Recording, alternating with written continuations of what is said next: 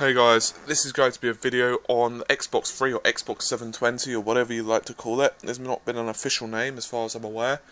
So, at the moment there are many rumours flying about, and one of them of course is that console is going to be using Bluray. This doesn't exactly come as a surprise. Of course, as the consoles become more powerful, the size of, say, textures is going to increase, and therefore the need for storage is going to increase. So it looks like we're going to be using, or seeing, shall I say, Blu-ray on the new generation of Xboxes. Not a surprise, but I thought I'd just point it out. Perhaps the biggest surprise, however, at least from my point of view, although at the same time kind of expected, I know that doesn't really make much sense, but there you have it, is Microsoft are apparently working to try and prevent second-hand games working on your console. There's many reasons for this, but I don't really need to go into all of them. Suffice to say that, of course, let's say you sell your game in a store or on eBay and someone else buys that off of you. Well, Microsoft aren't making any cash from that, and neither the developers and so on. And many developers are trying to, of course, stamp out the second-hand market because they don't particularly like it. So, of course, now there's something that can be done about that, and they are doing it, apparently. There's not been huge amounts of details, but all we know is there's something integrated into the console. So, how it'll work and anything else, no one exactly knows yet. But maybe it's going to be something to do with your gamer tag online, so maybe it won't affect you if you're not playing, online gaming or something. Who knows? So that's just something to bear in mind. And also, apparently, built into the console is going to be the next generation of Kinect. Once again, there's not much details out. Personally, I never really was interested in the Kinect thing, but that, of course, doesn't mean that it's bad. That's just a personal opinion. So, that's great for people who are interested in it. There's not much details on exactly, how it's going to work or whatever. No doubt they'll be released, as and when. Now, from my last video I mentioned that the graphics card for the Xbox is going to be based on the Southern Islands GPU or the AMD 7000 series. However, it's actually not. It seems like it's derived from the 6000 series, and it will be akin to the Radeon 6670.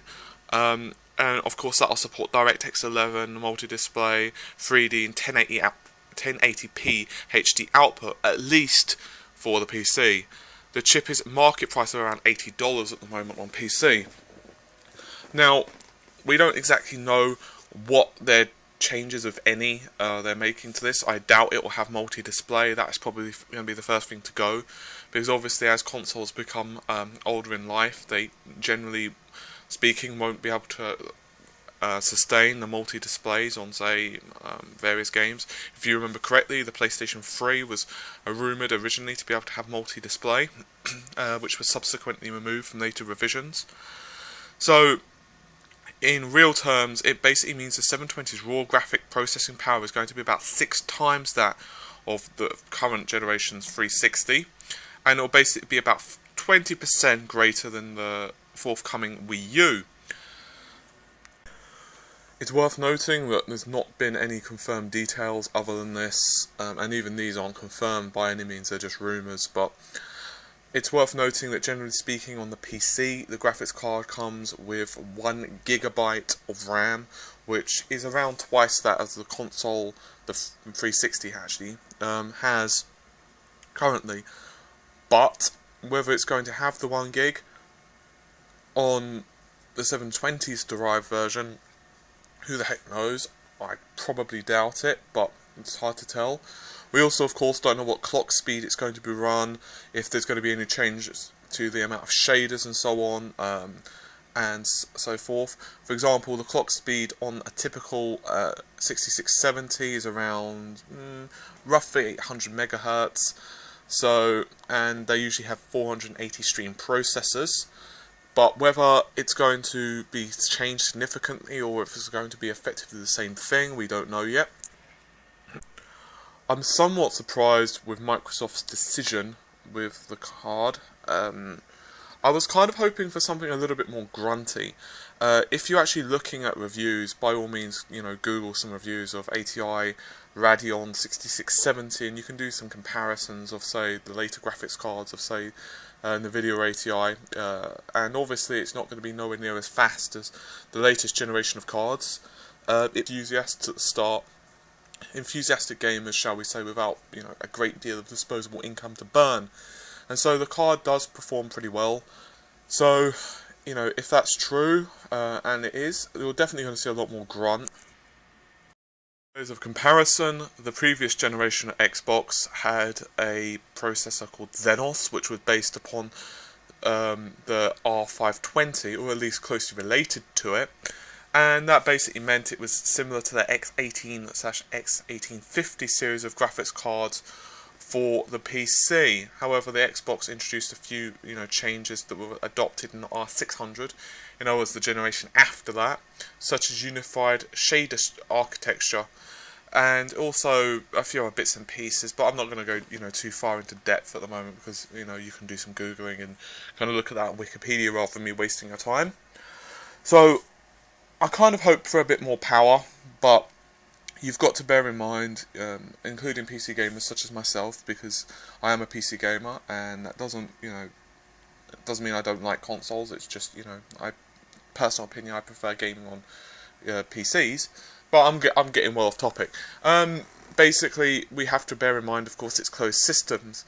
So while I'm not exactly going to say that the graphics are going to be 6 times better than current consoles, it just means that effectively we're going to be seeing 6 times more numbers.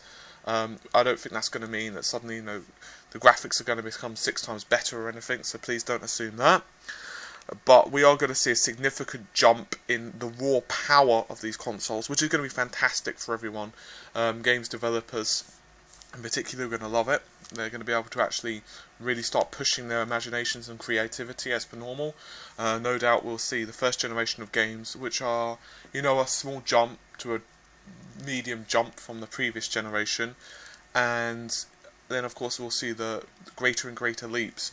Although it doesn't take me to say this, all you have to do is look at, say, the first generation Xbox One games, compared to, say, the later generations, or even the first generation of Xbox 360 games, such as, say, Perfect Dark Zero, which I'll just point out was actually a pretty good game. Not many people liked it, though. I liked it, though. But many people have, noticed the, slow transition between the consoles generation.